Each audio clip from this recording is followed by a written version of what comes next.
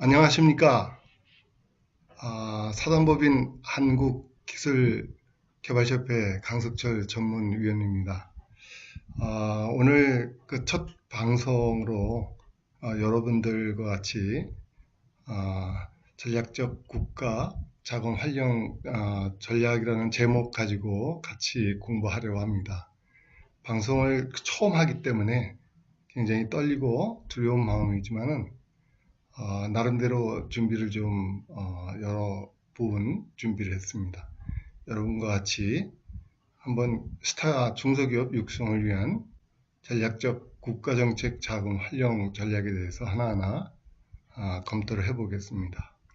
부제로서는 제대로 알아야 길이 보이는 정책 자금 조달. 제목으로서는 2019년 경제 전망서부터 쭉 훑어본 다음에 정책자금의 개요, 협회 소개, 정책자금 조달, 솔루션 프로바이더, 그리고 컨설팅, 프로세스 단계로 해서 진행을 하겠습니다.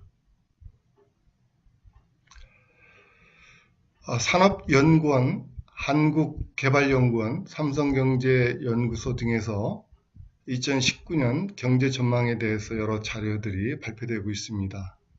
그 중에서 오늘은 세 연구원에서 발표한 자료를 간략하게 살펴보고 넘어가겠습니다. 2018년 대비 내수 및 수출 부진이 전반적으로 예상이 된다는 예측을 하고 있습니다. 미중 무역 분쟁이 지속적으로 해결되지 않은 상태에서 진행되고 있기 때문에 대외 환경이 불확실하고 고령화의 급속 진행이 가속화되고 있고 또한 그 사회적 갈등 지속이 지속되고 있습니다. 이런 관점에서 봤을 때 그 주요 경제 지표 전망을 보면 GDP 같은 경우는 2018년에 연간 단위로 2.7% 정도 됐으나 내년 전망은 이보다 낮은 2.6%, 민간 소비도 연간 단위로 2.8%에서 내년도에는 2.6%로 하향 조정이 예측되고 있습니다. 또한 건설 투자 부분들도 3.1% 역성장을 하는 등 전체적인 거시 경제 지표 전망들이 좋지 않게 발표되고 있습니다. 오른쪽 도표를 보면은 2019년 산업 전망 기상도가 보입니다. 기계 산업군, 소재 산업군, IT 제조업군들을 전체적으로 살펴봤을 때 이 파란색으로 블록으로 마킹한 그 조선, 정보통신, 기기, 반도체, 2차 전지 부분들만 수출, 생산, 내수, 수입 등이 다소 긍정적인 전망들을 보이고 있고 나머지 붉은색으로 박스 친 자동차서부터 철강, 석유화학, 디스플레이, 음식료 부분 모두 전망이 불투명한 것으로 예시가 되고 있습니다. 따라서 전반적으로 2019년 기준으로 봤을 때는 국내외 주요 경제지표 부진이 예상이 되고 이에 따라서 대부분 업종에서 부정적인 영향이 예상이 되고 있습니다. 2019년 13대 주력 산업의 수출 전망의 그 주요 요인들을 봤을 때 앞전에 살펴본 것처럼 조선의 경우는 작년, 재작년도 업황이 너무 안 좋은 반면에 중국에서 조선 수주율을 1위를 했지만은 선사들이 중국의 그 선박 수출된 것을 사용해 본 다음에 품질적이나 여러 가지 관점에서 문제를 많이 느꼈기 때문에 올해서부터 LNG 운반선에 대한 대형 발주를 현대 중공업과 대우 해양조선 쪽으로 많이 발주가 이전이 돼서 이런 수주 물량의 영향으로 내년도는 이 조선 같은 경우는 업황이 호전되는 것으로 보고 있습니다. 또한 정보통신기기 부문은 SSD의 호조와 그리고 5G 폰, 그리고 곧 출시가 예상이 되고 있는 삼성전자의 폴더블 폰 등 차세대 스마트폰 출시로 인해서 연관되는 전후방 산업들이 호조를 유지할 것으로 보고 있습니다. 하지만 나머지 대부분의 업종들은 여러 가지 요인들로 인하여 부정적인 전망들이 예측되고 있습니다.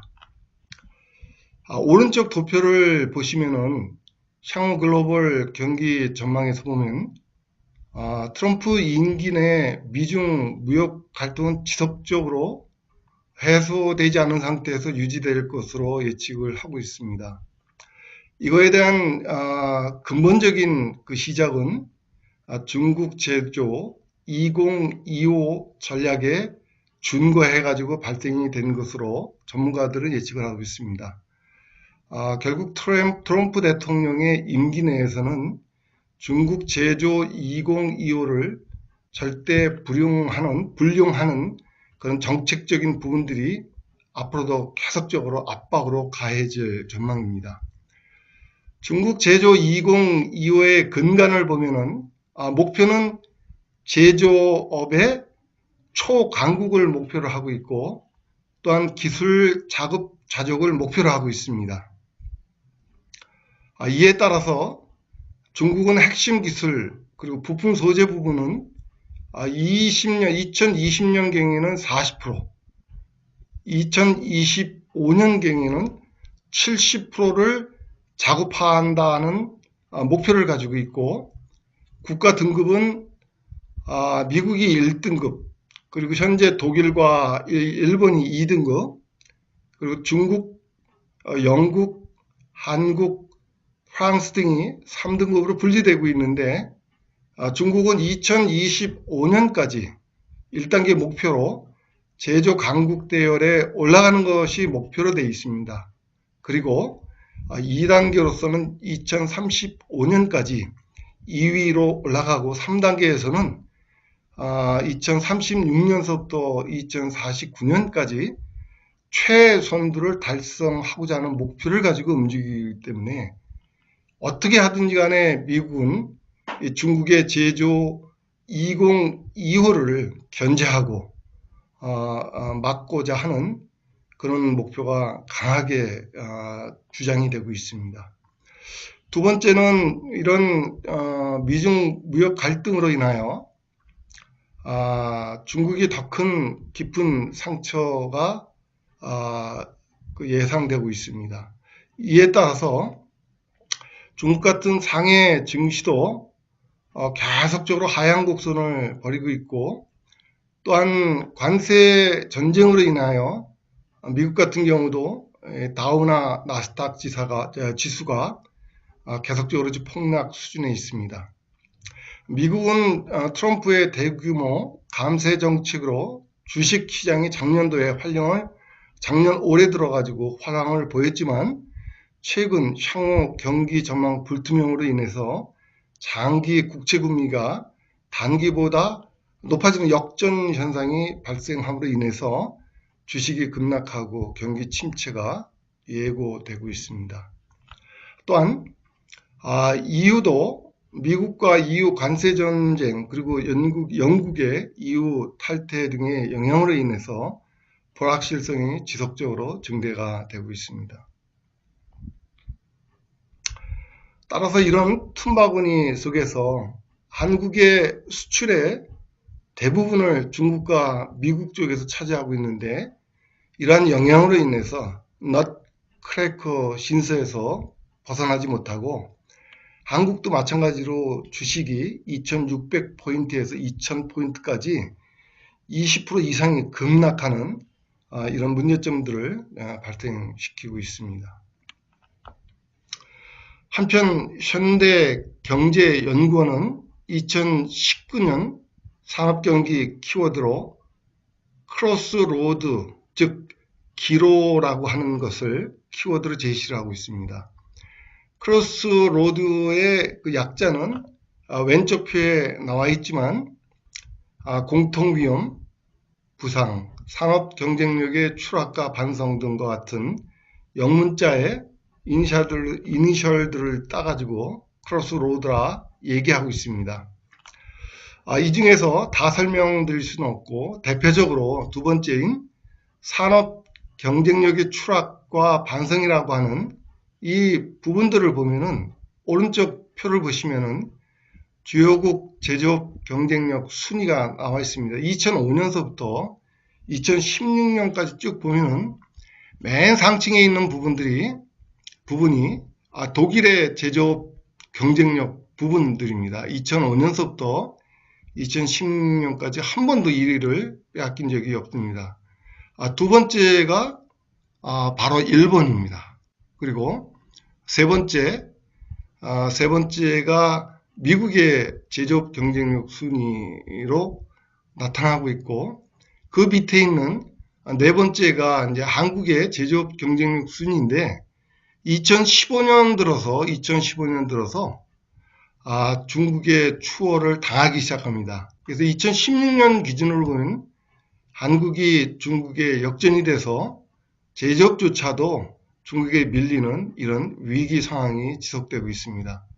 반면에 한국의 총 수출을 보면은 거의 몇 년 동안 총 수출의 대부분을 반도체가 차지하고 있고, 이 반도체 부분들을 빼놓으면은 이 수출 증가율이 굉장히 미미한 것으로 나타나서 한국의 향후 이 경쟁력의 전망이나 이런 부분들이 굉장히 우려 섞인 전문가들의 시각들이 계속 발표되고 있습니다. 따라서 지금까지 살펴본 부분들을 정리를 해보면 거시 경제 전망에서는 앞서도 잠시 말씀드렸지만 현 경기 판단이 수출 둔화가 계속적으로 지속되고 내수 소비 둔화 그리고 투자 감소가 계속적으로 예상이 되고 있고, 세계 경제는 하방 리스크 요인에 따른 제한적인 성장이 내년도 예측이 되고 있습니다. 2019년 국내 성장 전망은 연간 성장률 기준으로 금년 대비 하향 조정이 되고 있고, 반면에 민간 소비는 연 2%대 중반 수준의 증가율을 예상하고 있습니다. 설비 투자는 1.9% 정도 증가, 그리고 건설 투자는 3% 감소 전망이 있고, 수출입 부분들도 올해 대비해서 크게 개선이 되지는 않을 것으로 예측을 하고 있습니다. 오른쪽에 13대 주력 산업 전망을 살펴보면 2019년도 주요 여건 변화와 산업별 영향을 보시면 중국의 성장률이 대폭 둔화가 예상이 되고 있고, 보호무역주의 심화 등 부정적인 영향이 지속되고 있습니다. 또한 국내 경제지표도 이런 영향에 의해서 부진이 예상이 되고 있고, 거의 대부분의 업종에서 부정적인 영향이 본격적으로 가시권 내에 들어올 것으로 예측이 되고 있습니다. 국내 경기 부진, 소비 둔화와 함께 국내 투자 부분들도 IT 산업과 석유화학, 음식료 정도 일부 투자 확대가 예상되는 반면에 나머지 부분들은 대부분 투자 부진이 예상이 되고 있습니다. 또 고용 부분에서도 반도체, 2차전지, 그리고 조선 등 일부 고용 확대가 예상이 되지만 나머지 부분들은 고용 감소가 예상이 되고 있습니다. 또한 2019년 주력 산업 부문별 전망을 보면은 전반적인 생산 부진이 예상이 되고 있고, 또한 내수 부분들도 일부 소비재 중심의 증가세가 예상이 되지만 소재부품 산업 전반적으로 내수 위축이 예상이 되고 있습니다. 따라서 앞서 살펴본 바와 같이 이런 불확실성 시기의 대응 전략으로서 기업들은 가급적이면 현금 유동성을 확보하고 캐시플로우를 확보하고, 반면에 정책 자금의 조달과 운영을 최대한 극대화시켜서 미래의 경기 회복을 예상을 하고 그에 대비하여 핵심 역량을 확보함으로써 비장의 무기를 준비해야 할 것으로 예상이 되고 있습니다.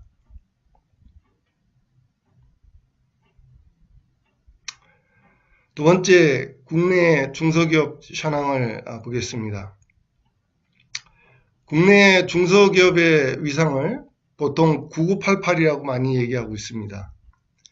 9988이라 하는 것은 전체 기업수의 99%가 중소기업이 차지하고 있고, 그리고 고용 창출의 88%, 근로자의 88%가 중소기업이 차지하고 있습니다.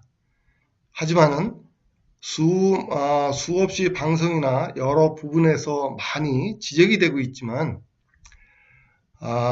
대기업의 그 하도급 문제라든지 여러 부분에서 문제들이 있음으로 인하여 중소기업에서 중견기업으로 성장하는 성장 사다리가 많이 단절되어서 굉장히 큰 문제들을 보이고 있습니다.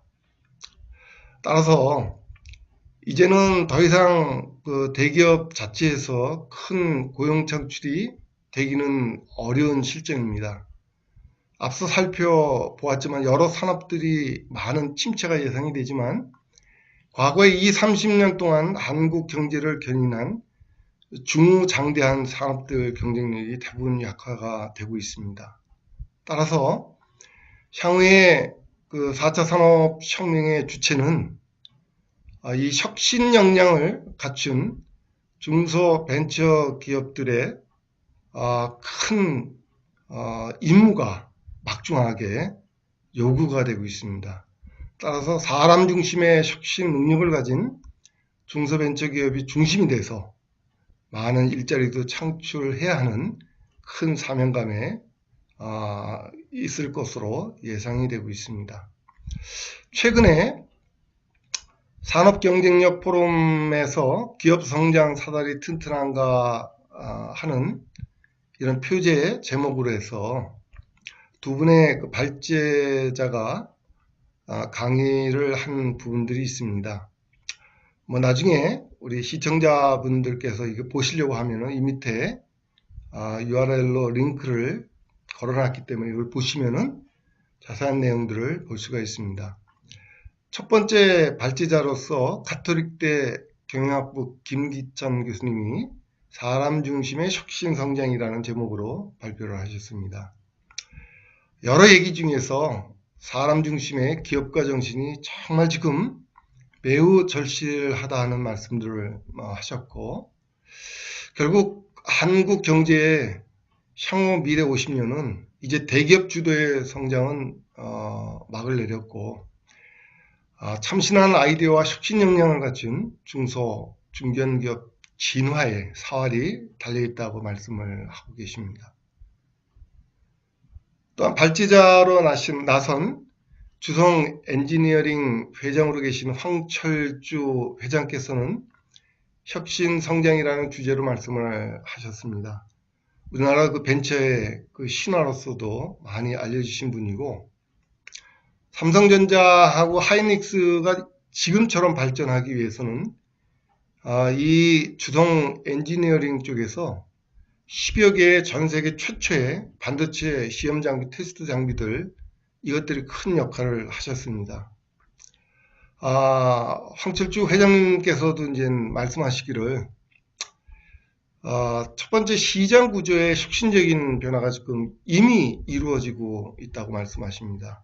과거에는 모든 것이 부족한 시장에서는 열심히만 하면은 2위권 기업이든 3위권 기업이든 4위권 기업이든 나름대로 매출 성장이 되면서 성장이 될 수 있었지만, 현재에서는 모든 것이 부족하지 않고 넘치는 시장이 되고 있기 때문에, 또한 모든 정보들이 오픈이 되고 인터넷으로 다 볼 수가 있기 때문에 1등이 모든 것을 독식하고 2등, 3등은 그 파이가 조금밖에 남지 않는 부분들만 먹을 수밖에 없는 그래서 결국은 어떤 시장이든지 간에 1등 전략이 가장 중요한 시대로 도래가 됐다고 말씀을 하고 계십니다.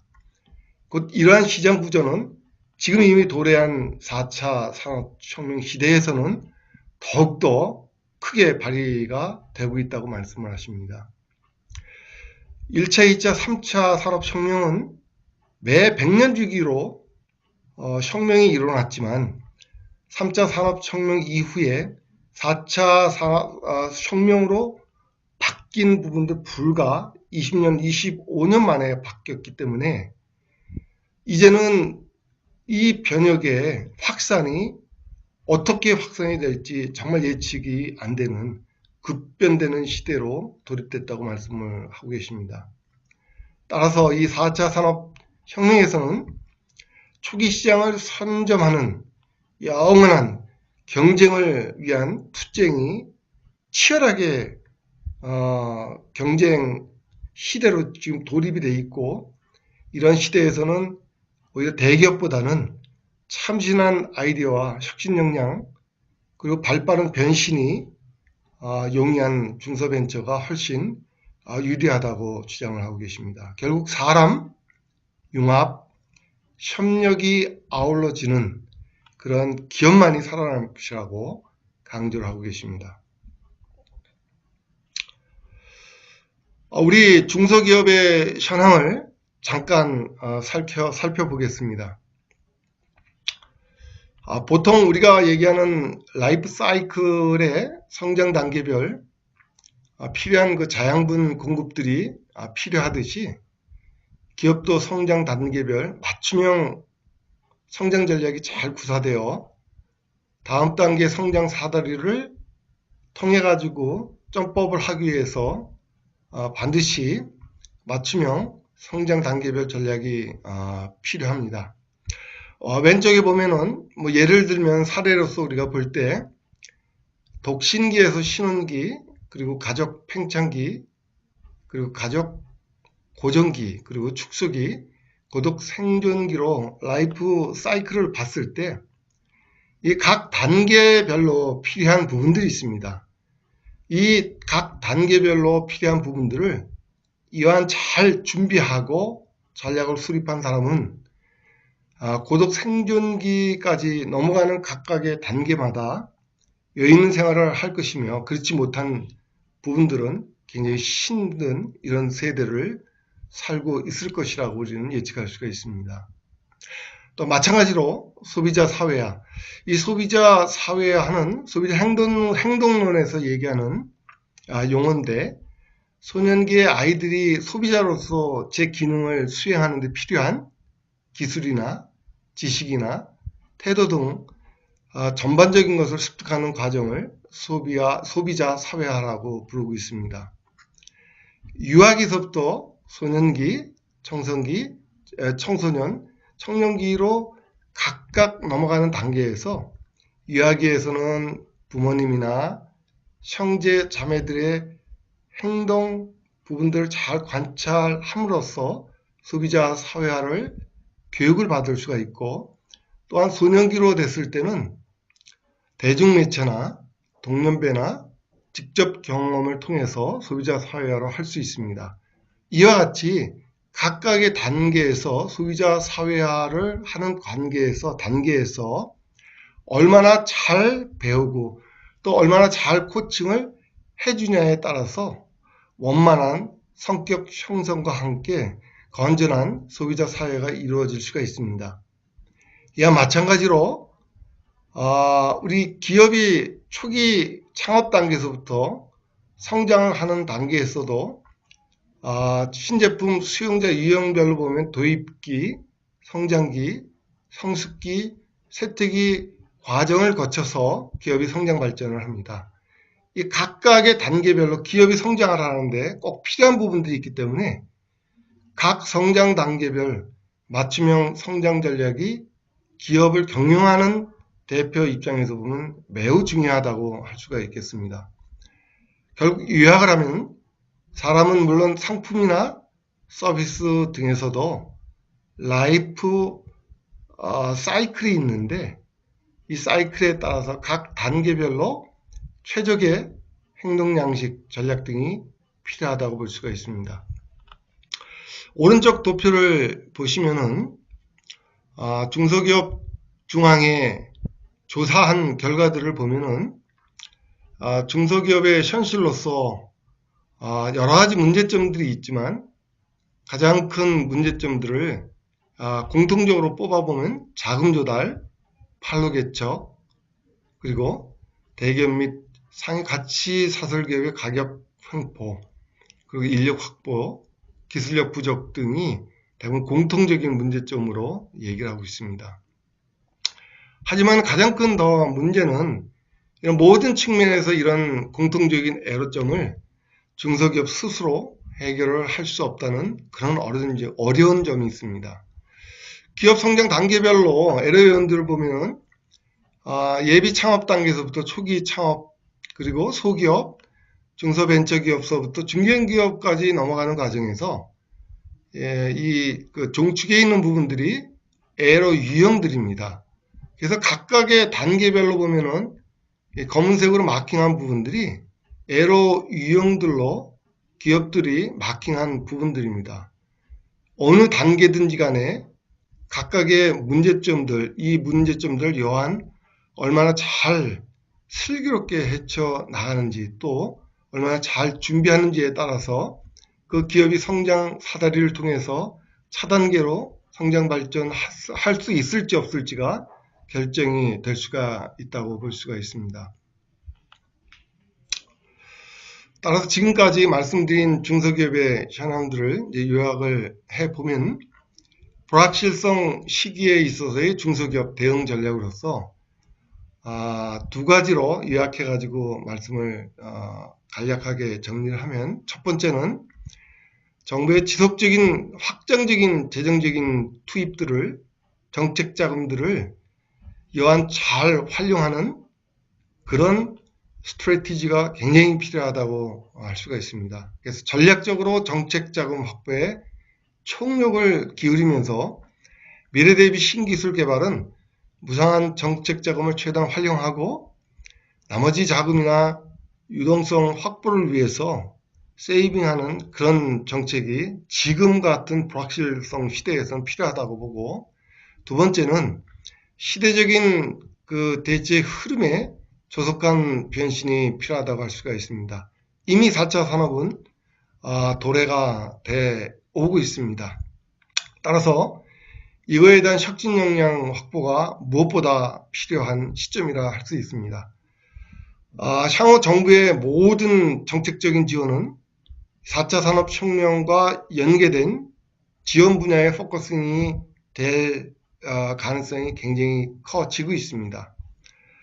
예를 들면 4차 산업혁명의 15개 분야, AI 빅데이터서부터 스마트홈까지 15개 분야, 중소기업 같은 경우는 중소기업 성장 기반 13개 분야, 디지털 컨텐츠, 디자인 부분서부터 의료기기 서비스 부분까지 13개의 부분과 같은 이런 4차 산업과 연계된 혁신 분야에 집중적인 정책적인 자금이 투여되고 지원이 될 수 있도록 지속적으로 정부 쪽에서는 이끌어 나갈 예정입니다. 세 번째, 그러면 정부에서 2019년 정책 방향을 어떻게 운영할 것이냐. 여러분들도 방송에서 보셨겠지만 2018년 12월 7일 2019년 예산 부분에 대해서 12월 7일 날 여야가 합의를 해서 확정을 한 바 있습니다. 세부적인 예산은 미세 조정을 해야 될 것이지만 2019년 정부 R&D 예산 초기에 일단 제안한 부분들 보면은 최초로 20조가 넘어갔습니다.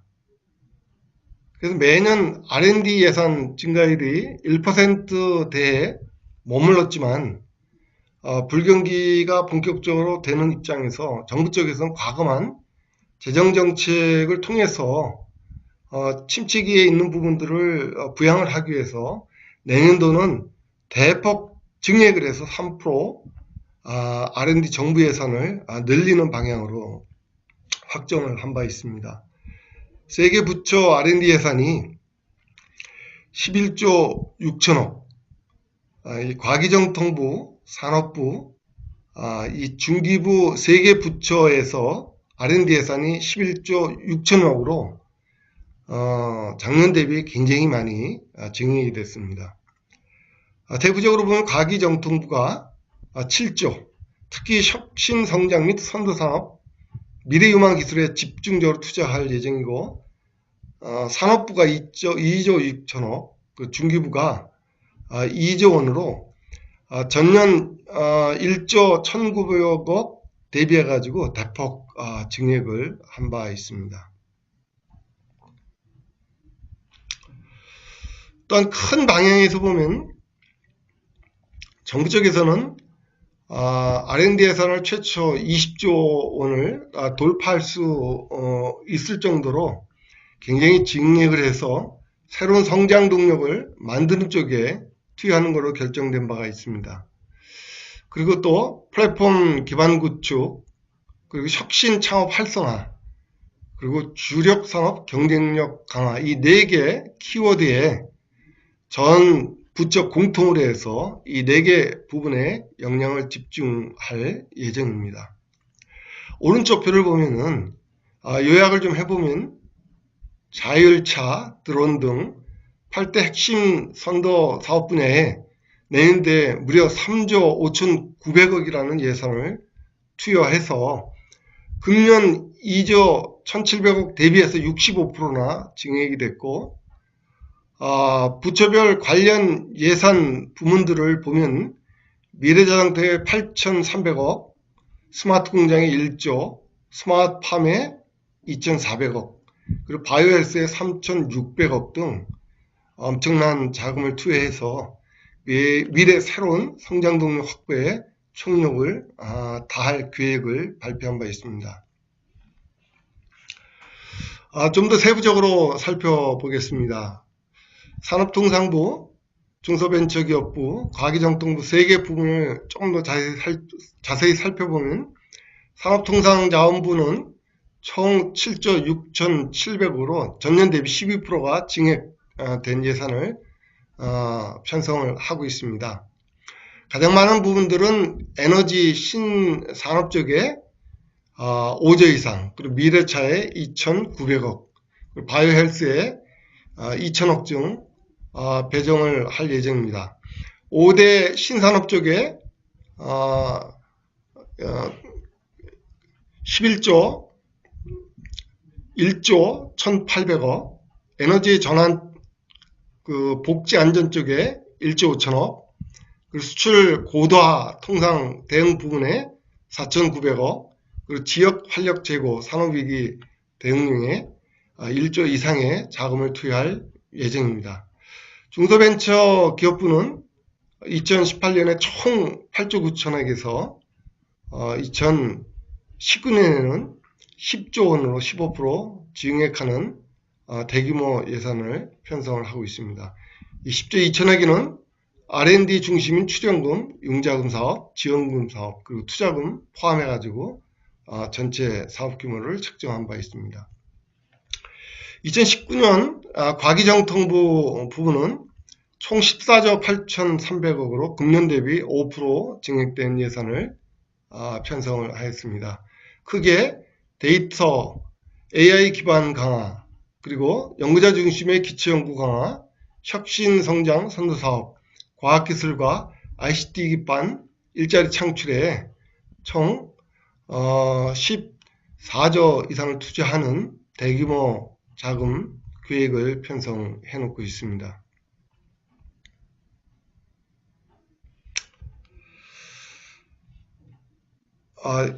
현재 이 장표는 아무런 표지판이 없는 생소한 길을 누군가가 걸어가야 됩니다.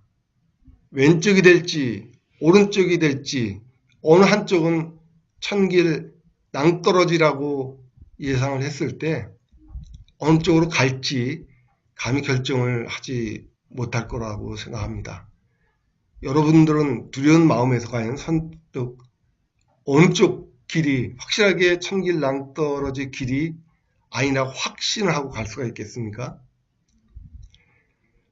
불확실성 시기, 정책 자금의 올바른 내비게이터 역할을 저희 한국기술개발협회가 여러분들에게 가이드를 정확하게 해드리겠습니다.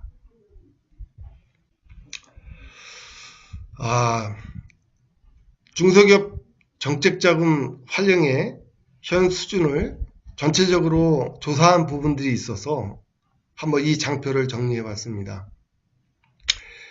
2019년도 정부의 총 R&D 예산 20조 정도고, 좀 전에도 설명드렸지만 세계 부처 R&D 예산이 11조 6천억.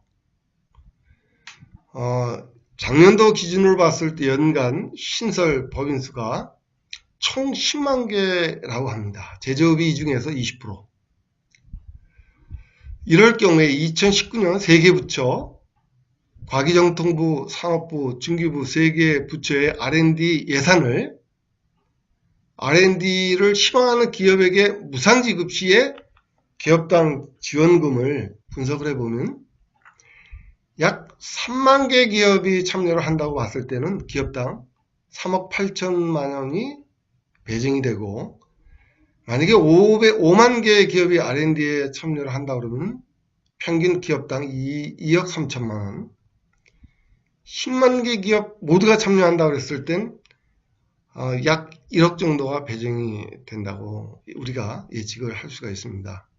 하지만은 통상적으로 여지껏 통계를 보면은 1만 개 기업이 정책자금 수혜가 가능한 R&D 사업에 신청을 하고, 선정기업 수는 이보다 굉장히 상대적으로 작다고 예측을 우리가 했을 때 보통 경쟁률이 5대1 정도 된다고 보면은 1만 개의 기업 중에서 한 2,000개의 기업이 선정이 되겠죠. 2,000개 기업이 여러 개 사업을 또 할 수도 있고, 그래서 평균적으로 기업당 수혜를 받은 기업당 정책자금 확보 금액을 보면 평균 5억에서 10억 정도 이 귀중한 정책자금을 확보해서 미래 성장 동력을 확보한다고 합니다.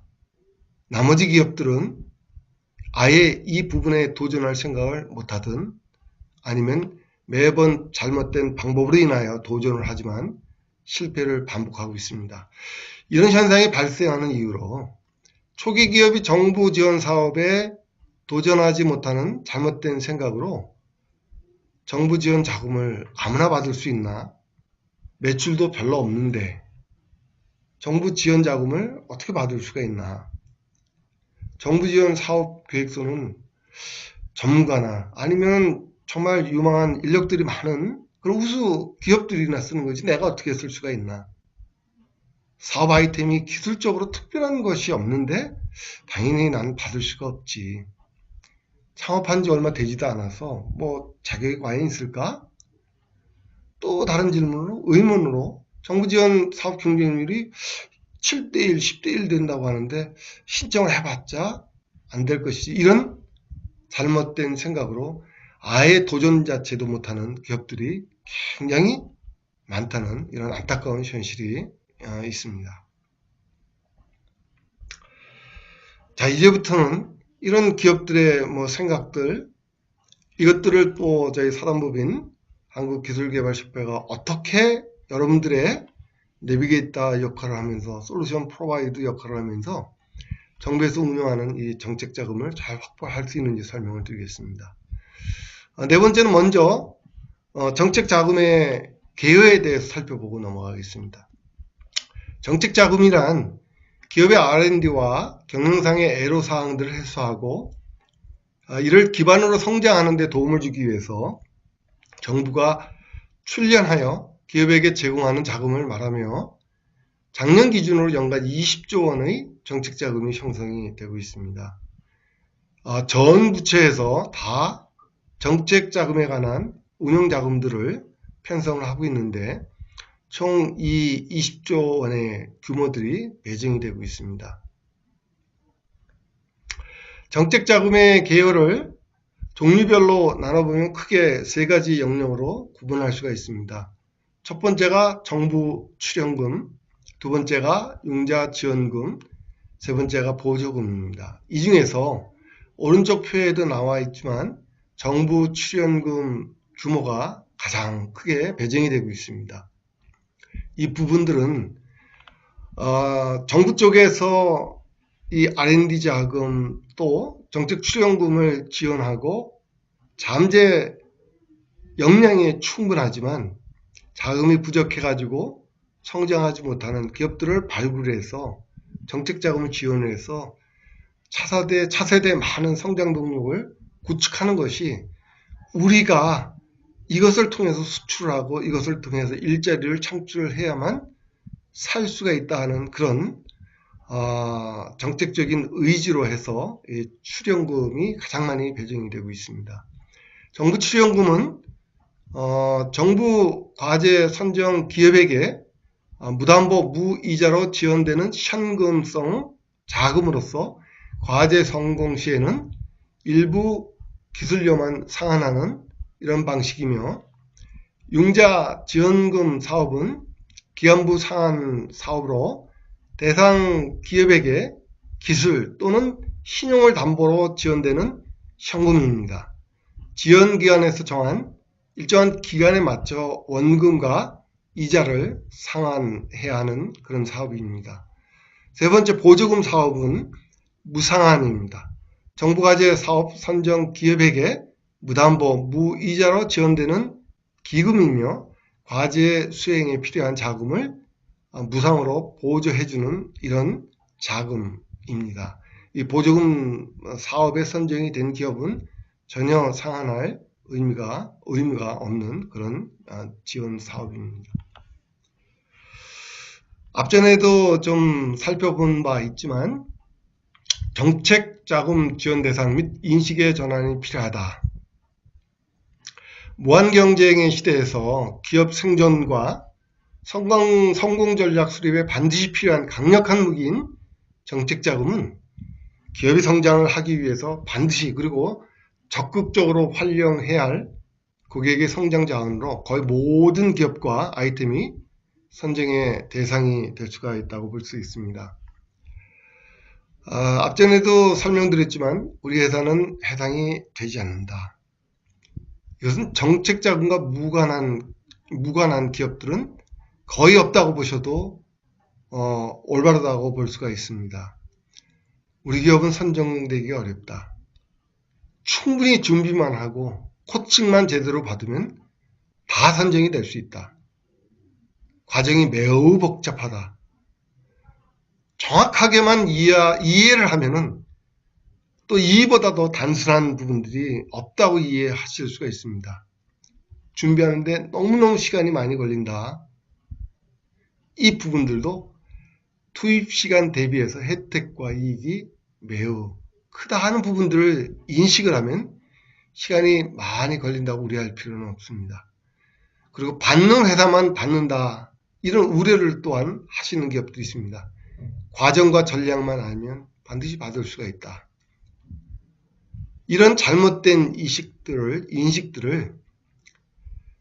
협회에서는 길만 제대로만 알면 어떤 업종이든 어느 기업이든 정책 자금의 모든 수혜자가 다 될 수 있다는 확신을 갖고 협회를 믿고 여러분들이 자신 있게 꿈을 펼쳐갈 수 있다고 생각합니다. 기업의 필수 성장 자원인 자금 조달의 이상적인 우선순위로서 처음에 정책 자금 조달의 가장 원천, 최우선순위로 가져가는 것이 필요하다고 생각합니다. 이 인식을 우리 대표님께서 가지고 계실 때 충분한 승산과 또한 나머지 자금 가지고 다른 용도나 아니면 미래를 대비하기 위한 또 다른 투자 재원으로 쓸 수 있음을 잘 명심하시는 것들이 필요하다고 볼 수 있습니다. 다음은 협회를 소개해 드리겠습니다. 사단법인 한국기술개발협회. 본협회는 대한민국의 우수한 잠재력을 보유한 중소기업들의 성장과 글로벌 경쟁력 강화를 지원하기 위해서 산업통상자원부로부터 각종 정부지원 사업과 정책자금, 컨설팅을 위탁받은 전문 컨설팅 기관입니다. 2015년에 사단법인 한국기술개발협회 비영리 민간단체 지정을 받고 2016년도에 산업통상자원부 주무부처 변경 승인을 얻고 본격적으로 활동을 하고 있고, 나중에도 설명을 드리겠지만 이 협회의 모체는 정실 및 카페를 중심으로 해가지고 움직이고 있습니다. 그 부분은 차후에 바로 설명을 드리겠습니다.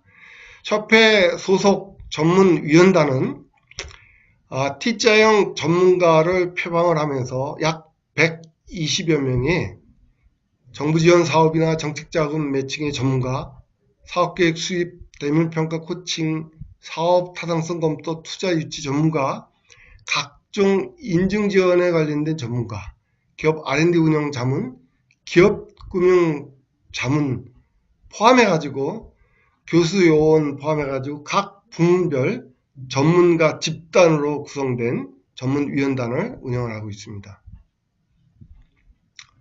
본협회는 왼쪽에 보이는 바와 같이 정책자금 실무도우미 카페, 붉은색으로 이니셜로 된 정실미 카페를 모체로 시작을 하였습니다. 다음 검색창에 정실미라고 키워드를 치면은 바로 정책자금 실무도우미 카페로 옮겨질 수가 있습니다. 10수년 동안 정부의 정책사업에 관련된 무수한 거대한 빅데이터들이 전부 이 정실미 카페에 들어오면은 여러분들이 맛보실 수 있습니다. 이걸 기반으로 해서 협회도 모든 활동이 이루어지고 있음을 다시 한번 알려드리고, 이 밑에 있는 정실미 카페 URL을 통해서도 링크가 돼가지고 바로 카페로 이동이 될 수가 있습니다. 저희 한국기술개발협회는 정책자금 솔루션 프로바이더 역할을 해주고 있습니다. 저희 협회와 협약한 기업을 보통 멘티 기업이라고 하는데, 멘티 기업에게 최적의 솔루션 프로바이더 역할을 수행을 하면서 멘티 기업이 불확실성 시대에서 성공의 지름길로 천길 낭떠러지로 떨어지지 않고 right way로 갈 수 있는 내비게이터 역할을 해주고 있습니다. 본협회에서는 좀 전에도 말씀드린 바와 같이 T자형 전문위원들을 양성을 하고 활동을 하고, 즉 T자형의 이 횡축에서는 폭넓은 경영 지식과 폭넓은 기술, 산업 지식들을 보유하기를 요구를 하고 있습니다. 기술 확보 전략, IP 전략, 기업 역량 분석, 기술 경영 전략, 자금 유치 전략, 조직 자원 역량 분석 등 기업들이 경영을 하는데 필요한 제반 지식에 대해서 폭넓은 지식들을 가지고 있고, 특히 기업들이 절실히 필요한 정책자금 확보에 대해서는 깊이 있는 지식들을 가지고 있습니다. 그래서 이런 그 T자형 인재들이 전문 위원들로 활동을 하면서 기업 여러분들의 애로점들을 여기서 다 해결을 해주고 있습니다. 또한 저희 협회에서는 컨설팅 희망 기업의 역량 진단을 통해서 기업 상황에 맞는 전략을, 맞춤형 전략을 구사를 해주고 있습니다. 뒤에도 다시 설명을 드리겠지만, 저희 협회에서는 몸짱 전략이라고, 일명 몸짱 전략이라고 1컬런 6개의 핵심 전략들을 구사를 기업들이 할 수 있게끔 만들어 드리고 있습니다.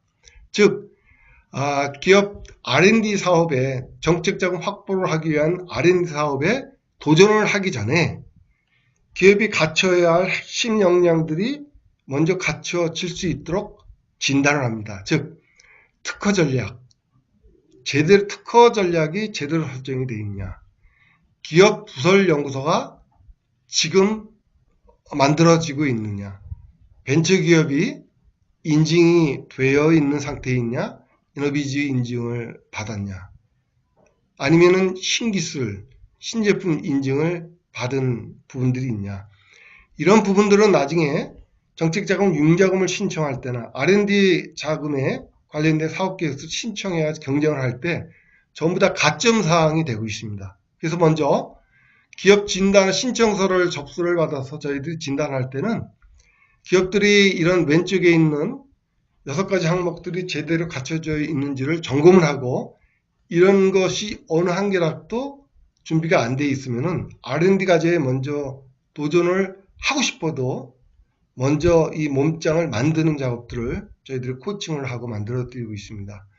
어느 정도 이 부분들이 왼쪽에 있는 부분들이 만들어지면 그 다음에 저희들은 성장 단계별 풀 로드맵에 따라 가지고 여러 개 R&D 사업들을 기업들한테 도전을 할 수 있게끔 저희들이 코칭을 해드리고 있습니다. 그 각각의 R&D 과제를 도전을 할 때 이 5개의 전략, 5C 전략을 가지고 기업 상황 진단을 하고 과제 선정 준비를 하기 위한 사업계획서 신청서부터, 그리고 현장평가, 대면평가까지 맞춤형으로 최적의 방법들을 제안을 저희가 할 수 있도록 코칭을 해드리고 있습니다. 이러한 것에서는 협회에서 10여 년 동안 수많은 사업들을 하면서 성공과 실패들을 하면서 108가지 성공 전략을 구사를 하고 있어서 각각의 기업의 여건 상황에 맞춰가지고 이 108가지 전략들을 맞춤형으로 코칭을 해주면서 과제 성공 확률을 극대화시키는 노력들을 진행하고 있습니다. 또 하나 저희 솔루션 프로바이더 역할로서 이런 몇 가지 영역으로 조금 자세하게 멘티 협약을 멘티 기업으로 저희 협회하고 협약한 기업들한테는 이런 몇 가지 큰 영역으로 세부 코칭을 해드리고 있습니다. 기업 개발, 즉 증기부, R&D, 산자부나 과기정통부 사업까지도 저희가 지원해드리고 있지만, 이 출연금, 기술개발 지원 사업 자원 조달을 하기 위한 각종 컨설팅을 해드리고 있고, 또 저리 정책 융자 자금 조달을 할 수 있는 여러 유형의 융자 지원금 받을 수 있게끔 저희들이 코칭을 해드리고 있습니다.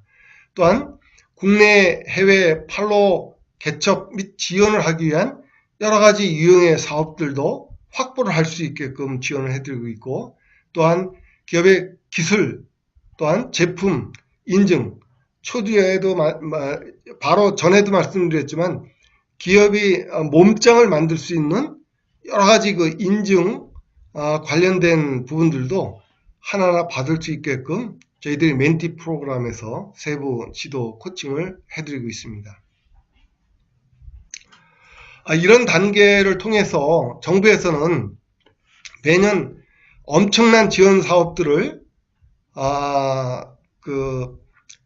매년 440개 작은 기관서부터 큰 기관까지 포함해서 매년 440여 개 기관에서 무려 4천여 개의 사업들이 발주되고 있습니다.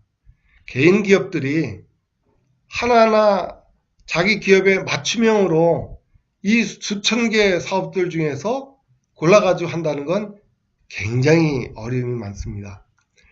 이런 기술 기반 지원 사업서부터 창업기업 지원 사업, 특허 인증 지원 사업, 교육 컨설팅 지원 사업 등 4,200개 사업들을 저희 협회에서는 해당 기업이 성장 단계별로 필요한 부분들을 4,000개 사업에 대해서 다 분석을 해서 맞춤형 형태로 오른쪽에 표가 나온 것처럼 예비 창업 단계, 초기 창업 단계에서부터 성장 초기 단계, 성장 중기 단계, 성숙 단계까지 각 단계별로 융자금 사업이든 몸짱 만들기 사업이든 R&D 사업이든 지원금 사업이든 전부 다 맞춤형식으로 최적의 솔루션을 저희가 제공을 해드리고 멘토링을 해드리고 있습니다. 그리고 특히 이제 지방기업 같은 경우는 수도권 기업보다 더 많은 혜택이 지역 특화 산업이나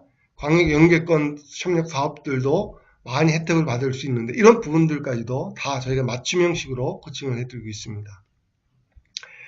이것들 스텝 1서부터 스텝 6까지 예비 창업 단계에서부터 창업 초기 단계, 제품 출시 단계까지 협회에서는 6단계로 나눠서 멘티 기업들의 내비게이터 역할을 해주고 있습니다.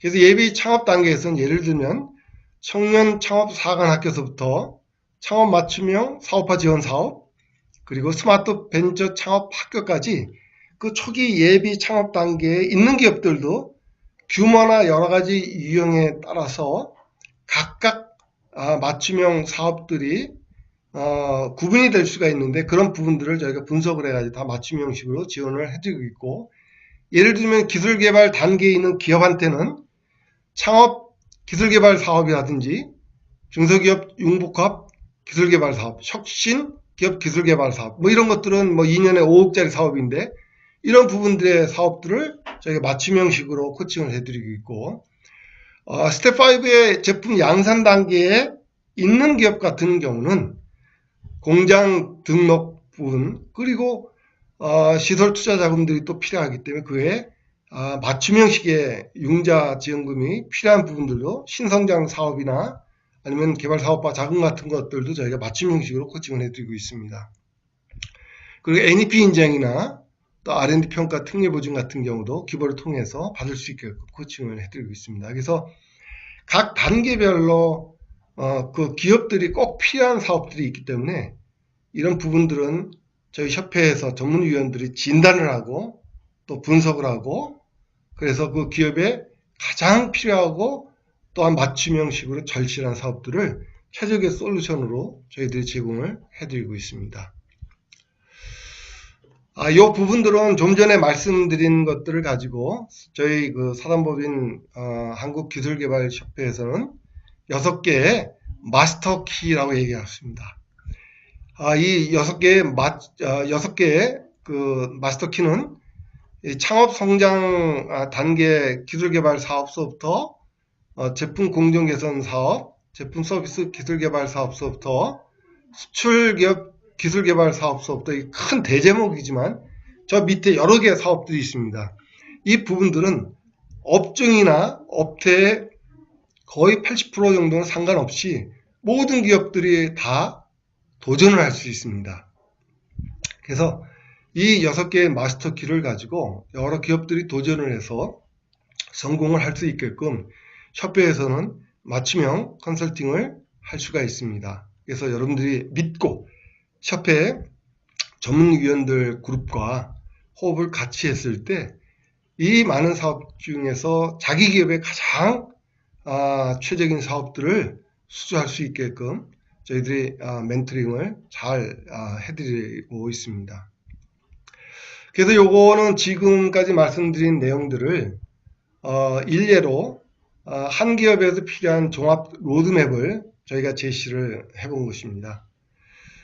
창업 단계 1년에서 5년차, 그리고 이제 그 다음에 성장 단계, 성숙 단계, 안정 성장, 구조조정 단계까지 각 단계별로 R&D 부분 사업에서는 이런 유형의 사업들이 기업의 여건에 맞춰가지고 저희가 제시를 해드리고, 또 융자금 사업, 그리고 보조금 사업 같은 경우도 성장 단계별로 자금의 규모, 이런 부분들이 또 다 틀릴 수가 있기 때문에 신보나 또는 기보, 농신보를 통해서 또 확보할 수 있는 방법, 그리고 이제 보조금 사업들도 필요한 부분들을 저희가 각 성장 단계별로 맞춤 형식으로 저희가 컨설팅을 해드리고 있고, 또 투자 유치가 필요한 부분에서는 엔젤 투자, 초기 창업 단계에서 엔젤 투자, 그리고 크라우드 펀딩, 그리고 성장 단계에서 좀 더 큰 자금들이 필요할 때는 벤처 캐피탈을 통한 그런 투자 유치 사업, 그리고 결국은 최종적으로 IPO 상장까지 가기 전에 커넥스 상장까지 이어지는 다리까지도 연결해 줄 수 있는 이런 종합적인 로드맵을 가지고 기업의 미래의 꿈을 달성할 수 있게끔 협회가 지원을 해주고 있습니다. 또 하나 앞전에도 말씀드렸지만 기업의 몸짱 전략으로 기업의 혁신 역량 강화를 위해서 필수적으로 갖춰야 할 아이템으로 특허, 기업 부설 연구소서부터 6가지 부분들을 저희 협회가 제시를 해드리고 있는데, 이 6가지 부분들은 밑에 있지만 정책 자금의 확보를 하기 위해서는 필수 요소라고 생각하셔도 됩니다. 그래서 특허 부분 같은 거, 특허는 보통 제한 분야 등록 특허나 혹은 출원 중인 특허 모두 필요하지만 보통 사업 제안서를 낼 때는 가급적이면 10점을 목표로 해서 저희 컨설팅을 해드리고 있습니다.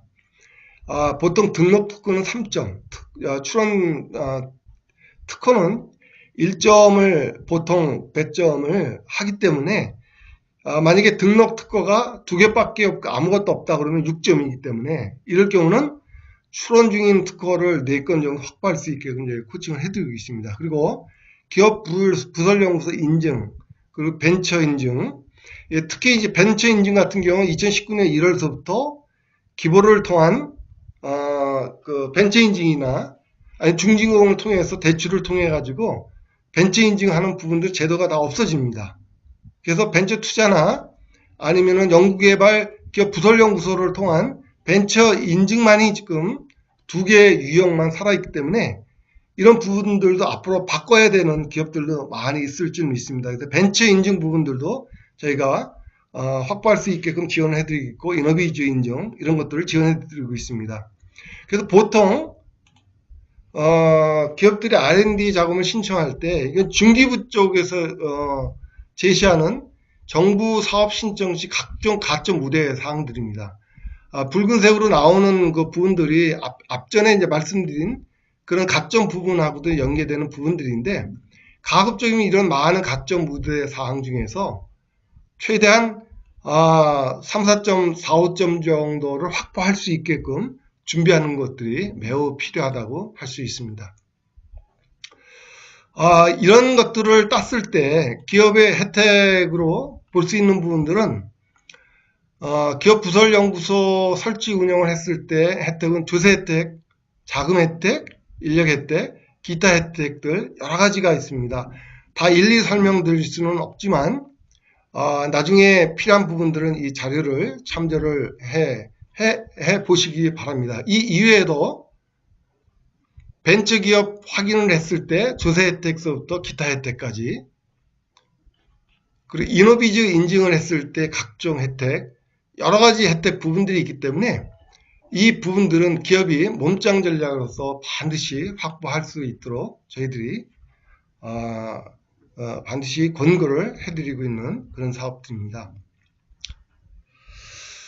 저희 협회에서 그 컨설팅 그 프로세스를 이제 말씀드리겠습니다. 저희 협회에서는 기업이 여지껏 말씀드린 그 정책자금 확보를 하기 위해서 꼭 필요하기 때문에 협회에 뭔가 자문 요청을 하고 할 때는 먼저 저희들에게 그 무상 R&D 역량 진단 신청서를 받습니다. 협회 홈페이지나 아니면 정실 및 카페에 들어오면 무상 R&D 역량 진단 신청서를 다운로드 받을 수 있는 부분들이 있기 때문에 협회 콜센터에 문의사항을 해주시면 바로 신청서를 다운로드 받을 수 있게끔 안내를 해드립니다.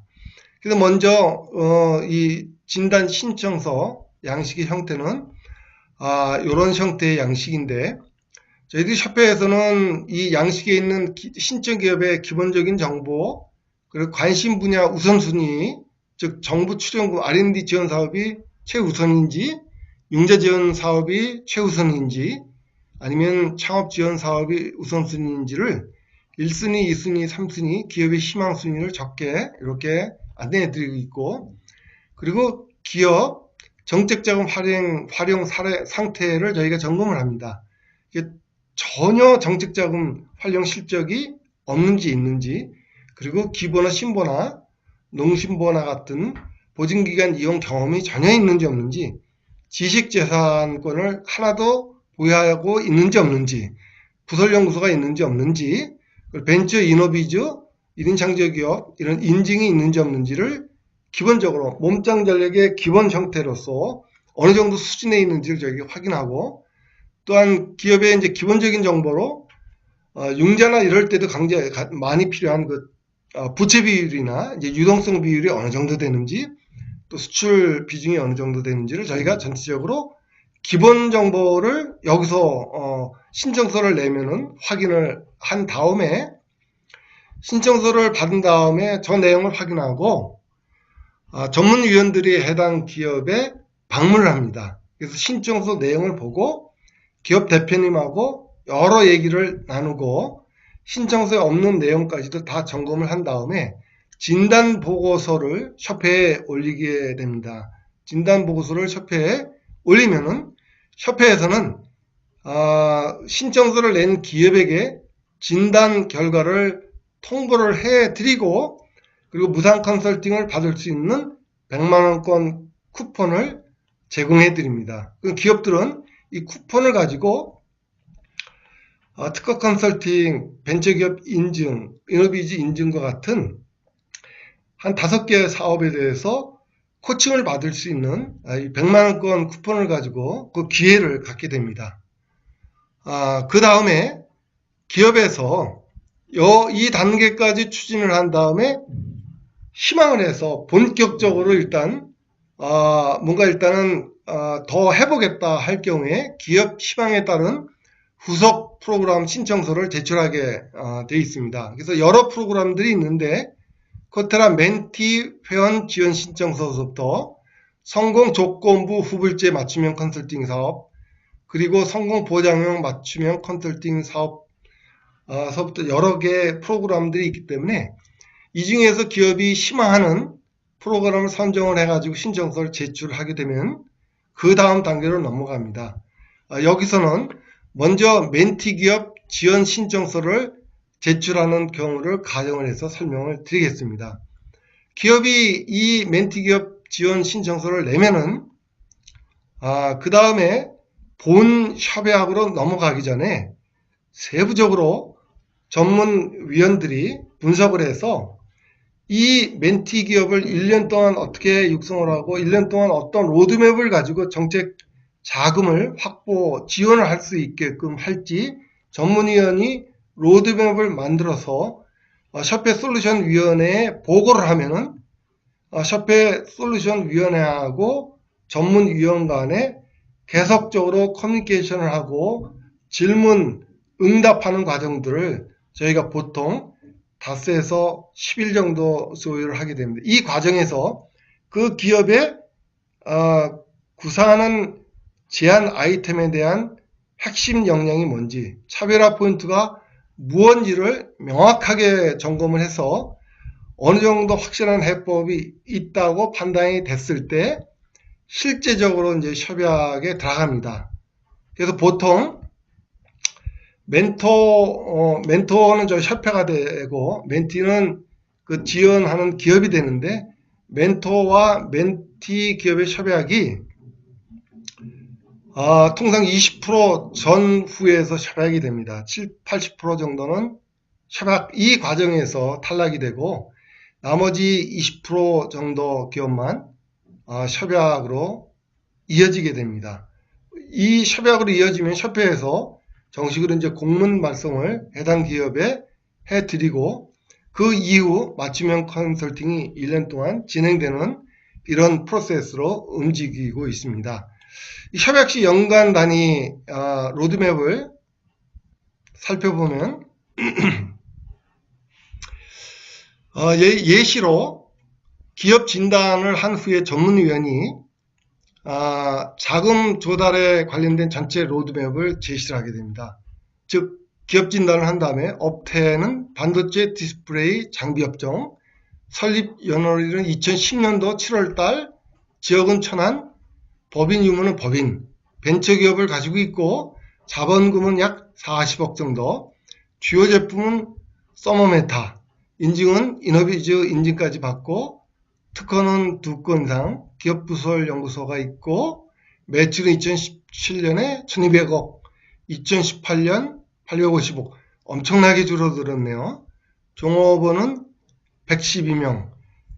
이런 분석을 한 다음에 특이사항으로 왜 이렇게 매출이 줄어들었느냐, 전방산업의 극심한 침체로 대기업, 중견기업, 중소기업 연쇄적인 영향으로 침체가 지속이 되고 매출이 급감을 하고 있다.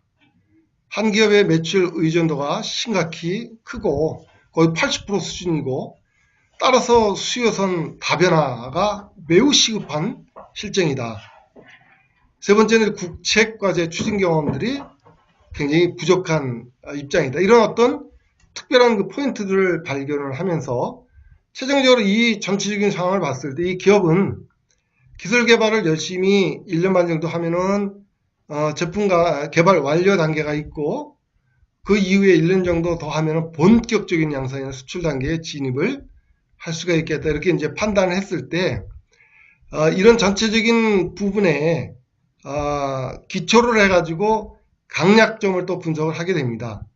그래서 이 강점인 이 기업의 여러 가지 현황을 봤을 때 나름대로 이제 강점으로 볼 수 있는 부분들은 여러 가지 이런 부분들이 부설연구소 인허비지까지 다 돼 있고 녹색 인증까지 돼 있는 기본 6가지 몸짱 전략에서 어느 정도 구비가 돼 있고, 또 인력도 112명의 한 연구 인력이 한 20명이라 했을 때는 연구개발 역량도 우수하지만은 반면에 약점으로서는 정부 R&D 수주 경험이 굉장히 부족하고 모기업에 대한 매출 의존도가 굉장히 크기 때문에 전방 산업이 흔들리면은 이 기업까지도 엄청나게 흔들리는 존폐의 기록까지 흔들릴 수 있는 이런 부분들이 약점이고, 그리고 특히 이제 도전하려고 하는 부분에 대한 특허가 다소 부족한 부분들이 약점이라 이렇게 판단을 했을 때, 전체 이제 6단계에서 보면 이제 제품 개발, 양산, 수출 단계, 영역이, 이 기업들이 지금 포지셔닝이 되어 있는 상태고,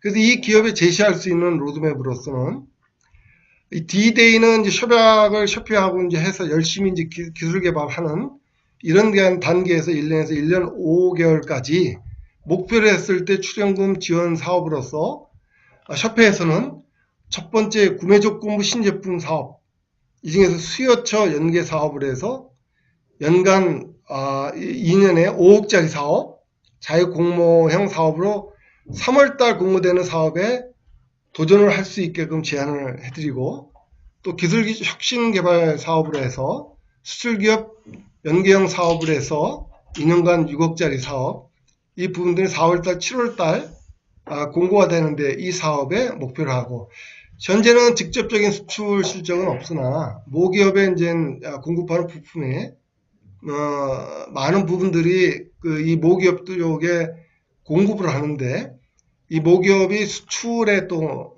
많은 부분들을 차지하기 때문에 이럴 경우에는 모기업에 공급하는 부품 총 매출의 50%를 간접 수출로 인정을 해주기 때문에 이걸 가지고 수출기업 기술개발 사업에 또 도전을 할 수 있습니다. 그래서 이런 여러 개 사업들을 저희가 로드맵으로 제시를 해주고, 또 이 기업이 이제 기술개발 사업화 자금을 해서 시설 투자 자금이 필요하다고 생각을 하기 때문에 한 20억 정도 사업을 융자금 사업으로 해서 공략 목표로 해서 10월 목표로 해가지고 융자금에 도전할 수 있는 이런 쪽으로 저희가 로드맵을 지원을 해드리고 있습니다. 그래서 결과적으로 이런 전 과정을 전담 전문위원이 주도적으로 맞춤형 컨설팅으로 진행을 하고, 이때 전담 위원은 협회 솔루션 위원회하고 소통을 하면서 최적의 코칭을 해가지고 공략 사업에 선정이 될 수 있게끔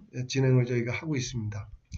또 다른 예시를 간략하게 말씀을 드리면, 이 기업은 CCTV 그리고 이제 화상 영상 제조 이제 판매업에 2013년도에 그 설립한 창업 한 5년차 기업이고, 법인 형태로 자본금 3억, 그리고 주요 제품은 CCTV 카메라, 그 인증은 벤처 이노비즈까지 되어 있고 부설연구소 있고, 수출 실적으로 보면은 매출은 15억, 그리고 이제 금년도 예상은 17억이다. 종업원수는 13명이고, 그래서 이 기업의 특이사항을 이제 정리를 해보면은 매출의 많은 부분들은 이 기업은 예시 1에 얘기한 기업하고는 달리 수출 비중이 한 60% 정도 달성하는 이런 기업이고, 최근에 이제 스마트 감시용 카메라, 그리고 IoT 연계한 지능형 카메라 등 첨단 카메라 계속적으로 이제 출시되고 있으나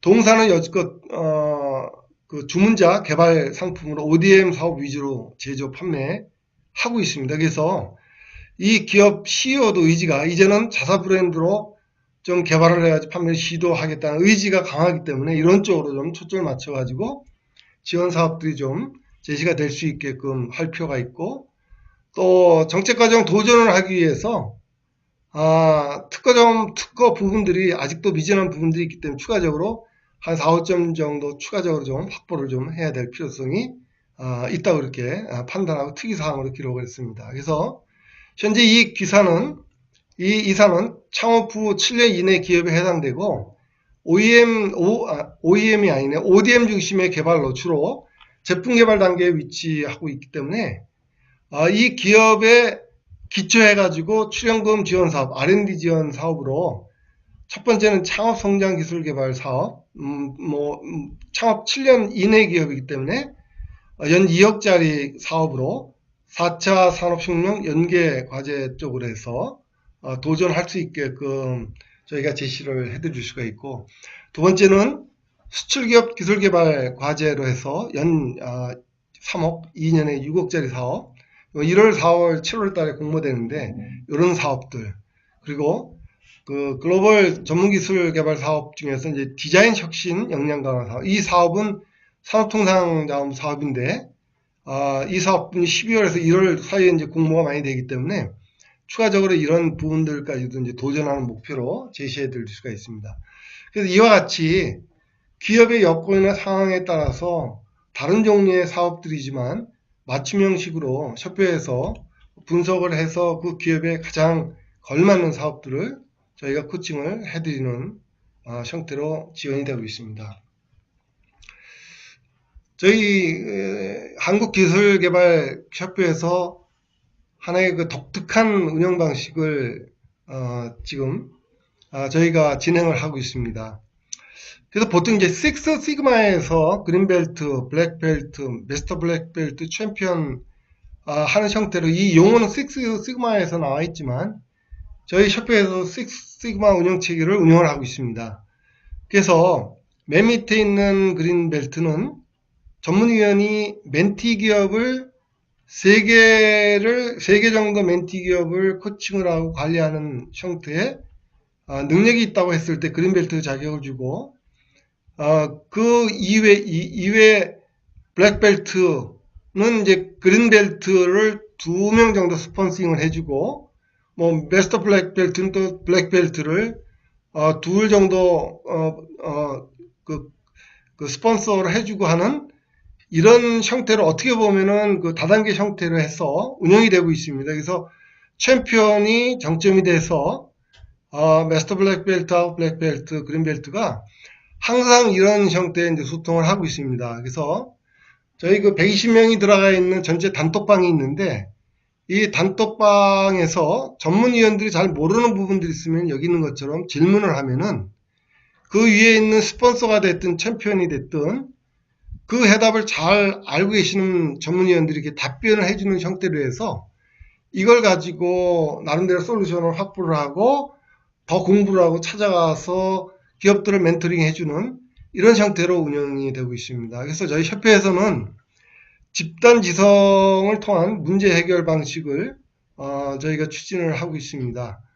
그래서 120명의 전문위원들이 각자가 전공 또 영역, 강점인 영역들이 있기 때문에 여기 밑에 이제 예시를 보면 변리사, 회계사, 교수, 경영지도사, 법인대상, 컨설턴트, 기술경영 전문가, 기술가치 평가사 등 다양한 분야에 있는 컨설턴트들이 전문위원 자격을 갖고 기업 R&D 지도사 자격증을 갖고 이 120명 단톡방에 들어와서 집단 지성을 통해서 문제 해결을 해주는데 지원을 해주고 있습니다.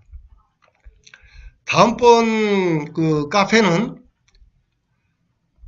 이 부분들은 일명 단톡방 명칭이 이 밤에 끝을 잡고라고 하는 이상한 명칭이 될지 모르겠지만 이 명칭을 가지고 24시간 운영체제로 돌리고 있습니다. 그래서 그 챔피언하고 실제 프로젝트를 담당하고 있는 전문위원 간에 24시간 소통을 하고 있습니다. 그래서 언제 어느 때든 의문이 있다거나 풀리지 않는 문제가 있으면 이 단톡방에 질문을 얘기를 해주면은 바로바로 답변을 해주는 체제로 되고 있습니다. 예를 들면 새벽 3시 48분에 한 전문위원이 질문을 이렇게 했습니다. 이 질문을 하니 챔피언인 코테라고 협회장이 1분 후에 답변이 오는, 이거 하나의 샘플이지만 이렇게 실시간으로 새벽 1시가 됐든 2시가 됐든 이 단톡방에서는 약 한 20여 분, 한 30명 정도 활동하고 있지만 왕성하게 활동을 하시는 분들이 실질적으로 리얼타임으로 또 기업에 지원을 해주기 때문에 앞에 120명의 단톡방하고는 별도로 운영이 돼서 여기 실효성 있는 컨설팅이 될 수 있게끔 이렇게 운영을 하고 있습니다. 지금까지 1시간 20여 분 동안 제가 이제 처음 인터넷 방송은 처음 하는 과정이기 때문에 단톡방에 여러 위원님들 뭐 화이팅 해가지고 여러 메시지 주셨는데 이 부분들도 읽지도 못하고 떨리는 마음으로 그냥 진행을 했습니다. 2019년 앞에도 말씀드렸지만 시계 제로의 자욱한 경제 산업 환경이 펼쳐질 가능성이 굉장히 많습니다. 이런 어려운 여건 하에서 여러 기업 대표님들 어떻게 경영을 하시겠습니까? 굉장히 힘들고 어려운 과정 꼭 극복하셔야 될 거라고 믿습니다. 20조 원의 막대한 정책 자금, 이 부분들이 일부 기업한테 돌아가지 않고 많은 기업들 혜택을 받지 못하는 기업들한테 골고루 분배가 될 수 있게끔 이제 협회가 최선을 다해서 여러분들 코칭을 해주고 멘토링을 하고 또한 정확한 내비게이터 역할을 해드리겠습니다. 여러분 곁에 항상 저희 협회가 있다는 부분들 그걸 가지고 격려를 받으시고 내년 한 해 파이팅 하기를 간절히 바라는 마음으로 이번 강의 마치겠습니다. 감사합니다.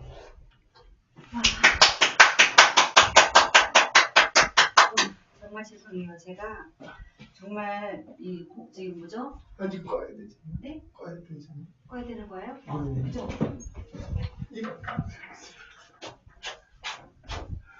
제가 광고를 이렇게 훌륭한 교육을 하시는데요. 제가 좀 광고를 했어야 되는데 너무 아까워. 이거 진짜. 아니 오른쪽도 보지도 못하고 나는. 회장님이 저분 왜 사람이 이렇게 훌륭한 교육을 우리 회장님의 모든 교육을 안 주겠어. 저는 지금 빵 사러 지금 저는 교육생이 좀 6시 오늘 배고파요. 그래서 빵 사라는데 신입사님 지금 빵이 문제냐고. 저는 얼마나 훌륭하게 하고 계시는데 지금. 네? 아니 내가 떨려가지고 토막대고 모르고 나 이거 오른쪽에 저